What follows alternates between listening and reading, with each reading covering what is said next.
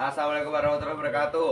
Oke, perkenalkan kelompok kami dari materi nyeri punggung. Ini yang pertama saya adalah Muhammad Kan Mustaqim. Dua Yiradi Mas Safi'i. Yang ketiga Muhammad Buzulan. Lima Pradana Wahyu Pudeskoro. Oke, saksikan materi kami berikut ini dengan seksama. Semoga ilmunya bermanfaat, barokah. Amin. Jelaskan untuk jenis-jenis nyeri. Nyeri dapat diklasifikasikan menjadi beberapa jenis berdasarkan penyebab dan karakteristiknya. Berikut adalah beberapa jenis nyeri yang umum. Yang pertama, nyeri akut. Nyeri akut adalah nyeri yang berlangsung dalam waktu singkat, biasanya disebabkan oleh cedera atau penyakit akut. Nyeri ini seringkali dapat diatasi dengan pengobatan yang tepat. Untuk yang kedua, nyeri kronis. Nyeri kronis adalah nyeri yang berlangsung dalam waktu lama, biasanya lebih dari 3 bulan, dan dapat disebabkan oleh berbagai faktor seperti penyakit kronis, cedera, atau kondisi medis lainnya. Nyeri kronis dapat mempengaruhi kualitas hidup pasien dan memerlukan penanganan yang komprehensif. Yang ketiga, nyeri nociceptif adalah nyeri yang disebabkan oleh stimulasi nociceptor, yaitu reseptor yang mendeteksi kerusakan jaringan. Nyeri ini dapat disebabkan oleh cedera atau penyakit yang mempengaruhi jaringan tubuh. Yang selanjutnya, nyeri neuropatik, yaitu nyeri yang disebabkan oleh kerusakan atau disfungsi sistem saraf. Nyeri ini dapat disebabkan oleh kondisi medis seperti diabetes, stroke, atau cedera saraf. Untuk yang kelima yaitu nyeri inflamasi, yaitu nyeri yang disebabkan oleh peradangan atau inflamasi. Nyeri ini disebabkan oleh kondisi medis seperti artritis atau infeksi. Yang selanjutnya yaitu nyeri somatik, adalah nyeri yang berasal dari jaringan somatik seperti otot, tulang, dan kulit. Nyeri ini dapat disebabkan oleh cedera atau penyakit yang mempengaruhi jaringan somatik. Selanjutnya, nyeri visceral adalah nyeri yang berasal dari organ dalam tubuh seperti nyeri pada perut dan dada. Nyeri ini dapat disebabkan oleh kondisi medis seperti penyakit gastrointestinal atau kardiovaskuler. Yang terakhir ada nyeri psikogenik, yaitu nyeri yang disebabkan oleh faktor psikologis seperti stres, kecemasan, atau depresi. Nyeri ini dapat mempengaruhi kualitas hidup pasien dan memerlukan penanganan yang komprehensif. Jadi demikian, nyeri dapat memiliki berbagai penyebab dan karakteristik dan memerlukan penanganan yang tepat untuk mengelolanya. Nyeri satu, nyeri akut. Nyeri yang berlangsung dalam waktu singkat, biasanya disebabkan cedera atau penyakit akut. Yang kedua, nyeri kronis. Nyeri kronis berlangsung dalam waktu lama, biasanya lebih dari 3 bulan, dan disebabkan oleh berbagai faktor seperti penyakit kronis, cedera, maupun kondisi medis lainnya. Yang ketiga, nyeri nociceptif. Nyeri yang disebabkan oleh stimulasi nociceptif, yaitu reseptor yang mendeteksi kerusakan jaringan.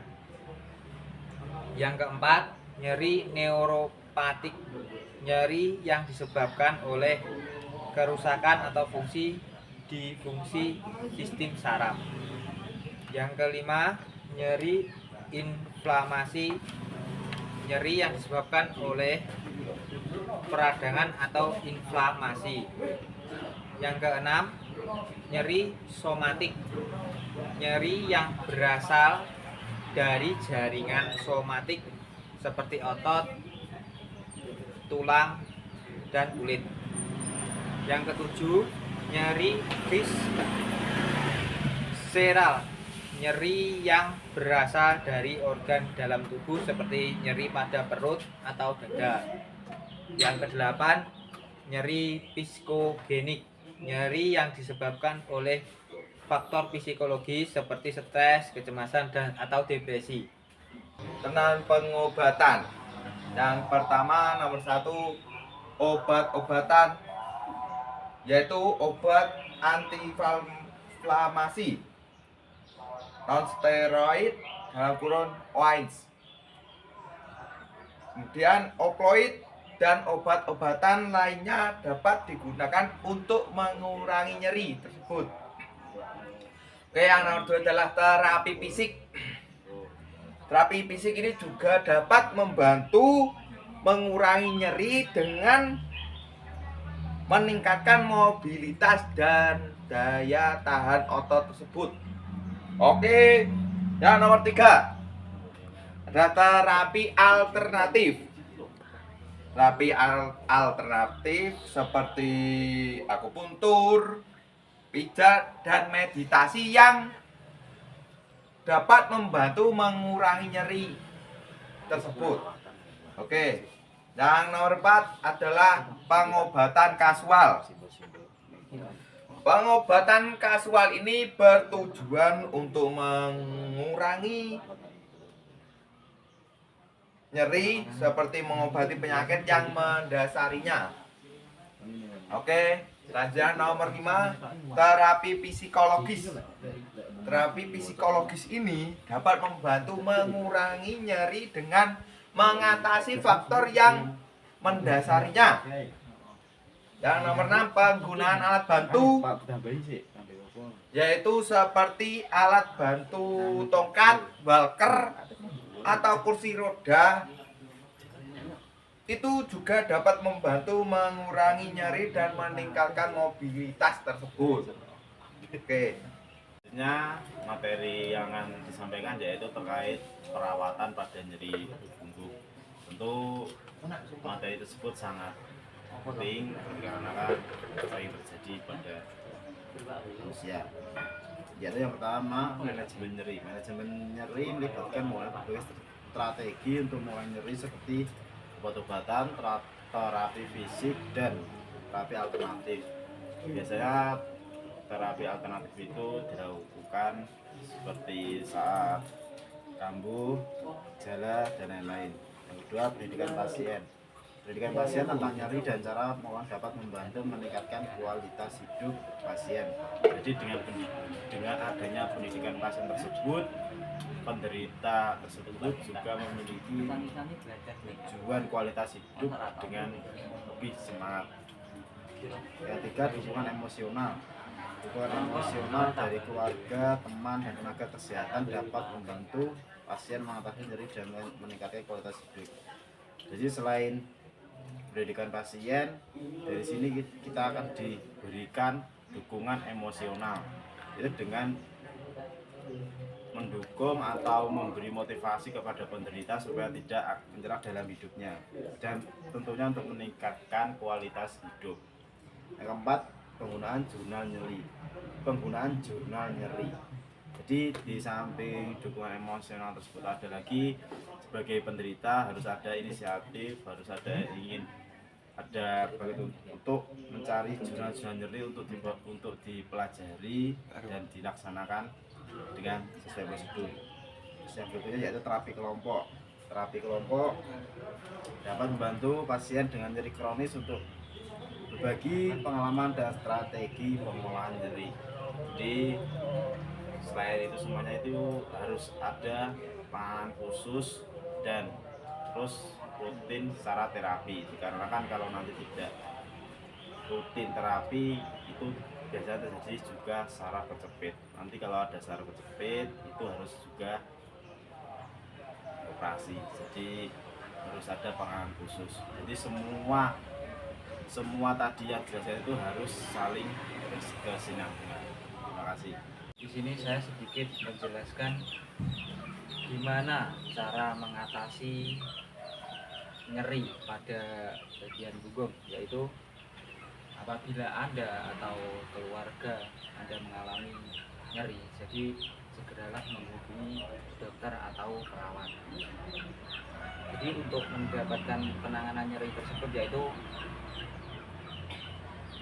menggunakan obat atau tanpa menggunakan obat. Jadi pada penanganan nyeri tersebut dapat dilakukan secara mandiri atau bimbingan dokter maupun perawat.